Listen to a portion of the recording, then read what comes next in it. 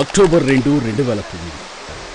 అప్పటికి డ్యాం పరిస్థితి ఎంత ప్రమాదకరంగా ఉందంటే డ్యాం మొత్తం ఆ వరద ధాటికి వణుకుతోంది.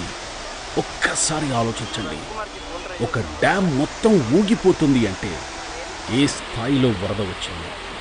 ఇక కొద్ది నిమిషాల్లోనే డ్యాం కొట్టుకుపోయి వరదంతా గ్రామాల మీద పడుతుంది అనేలాంటి పరిస్థితి అక్కడి అధికారులను కలవరపెడుతుంది.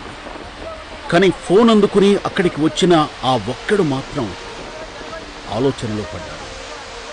ఒక పక్క ఆ డ్యాంలో శవాలు కొట్టుకొస్తున్నాయి.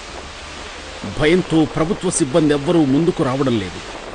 వెంటనే మనసులో, నేను కూడా ఈ శవాల్లో కొట్టుకుపోతే నా కుటుంబాన్ని నువ్వే పోషించు దేవుడా అంటూ దండం పెట్టుకున్నాడు ఆయన. వెనక్కు తిరిగి చూడకుండా ఒక్కడే డ్యాం గేట్లను ఎత్తడానికి ధైర్యంగా ముందు